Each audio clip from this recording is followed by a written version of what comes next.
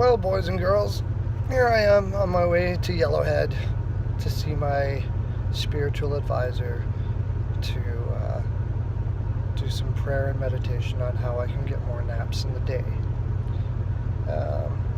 It's going to be hard to fit in with all the other naps I have, but we'll get it done.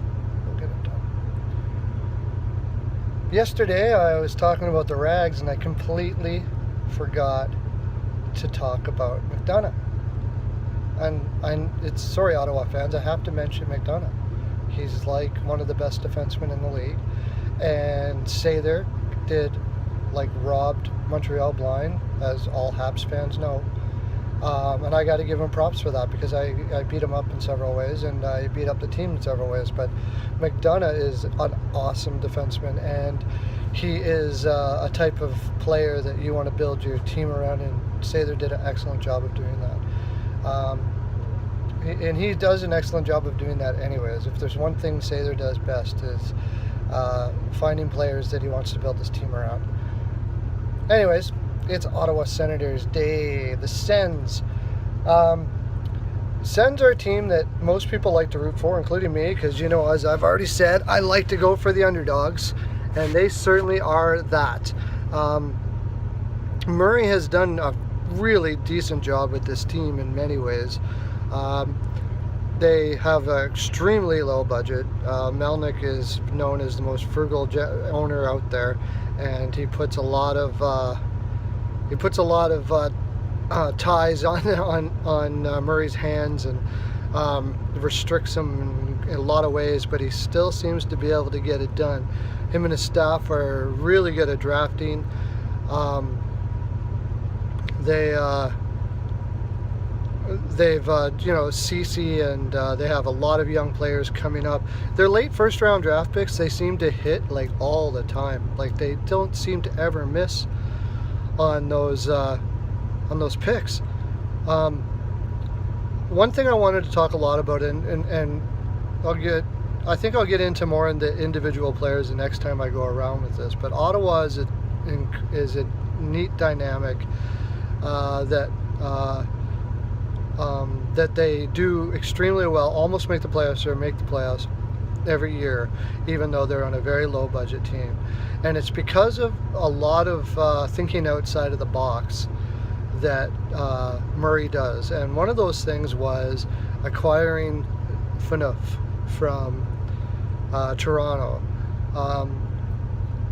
Phaneuf's got a rough contract, there's no doubt about that.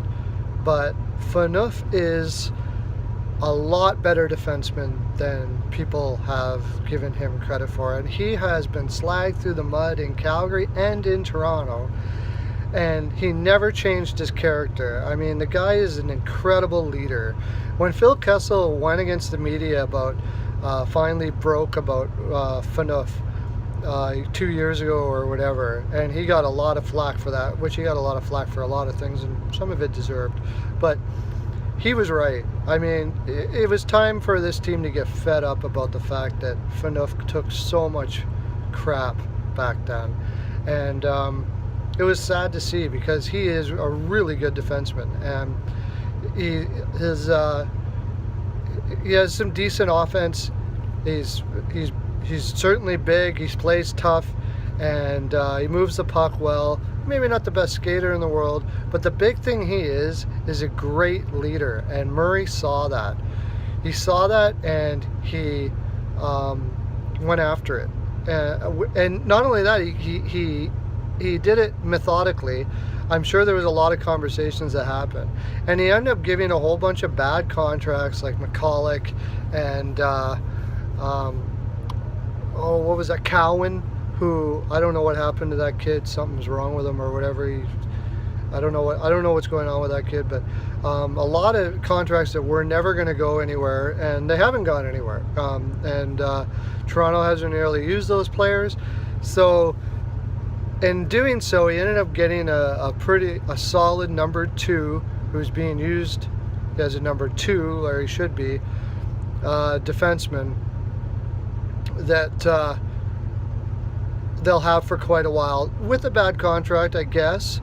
But it's for those sort of organizations like that, it's that kind of thinking that they need in order to acquire, because they have a hard time getting free agents because they're such a small market.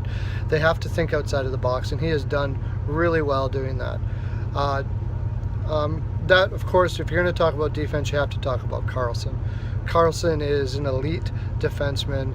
It's so awesome that he stayed with Ottawa, and that they've built around him, and a lot of their success can be attributed to him, for sure. Everybody's heard people talk about his defense. I don't get, and very well respected, knowledgeable people say that he's an absolute disaster in the defensive end, and honestly, I don't see it. My dad was a coach for a long time, and one thing he used to say, and something Dwayne Sutter says a lot, is that the best defense you can have is to play in the other end of the ice, and that's what Karlsson does. And when he's in his defensive zone, he's good with the stick. I don't see how. I think he does certainly take risks. There's no doubt about that, and it ends up looking bad sometimes. But I don't think he's as bad as people say. Anderson, probably the most underrated goaltender in the league. He's so unassuming. He's very humble, and I have to go on a side here. All prayers and good thoughts to your wife there, buddy, going through that, and I hope you have I heard that she's a fighter, and I bet she gets through this, and kudos to you to continue using that to have a great season. I love the guy. I just really love Anderson as a player, as a person, and as a coach, or as a goaltender. He's probably one of the main reasons why they continue to be close every year. Moving on to their forwards, you have Stone, and Stone is like, they have a prototypical, and this is what good general managers do. They find a prototype and they try to stick with that so they can gain an identity.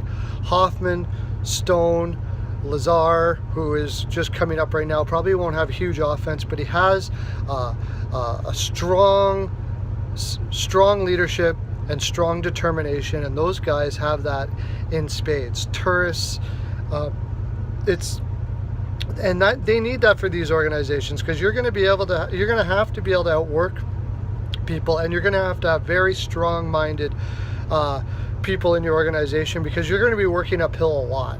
And he's done so well at drafting and bringing people in like that. Zach Smith is another good example of that.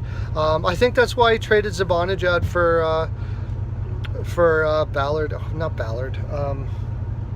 Oh, his name is escaping now, from the New York Rangers. Why is that? Brassard.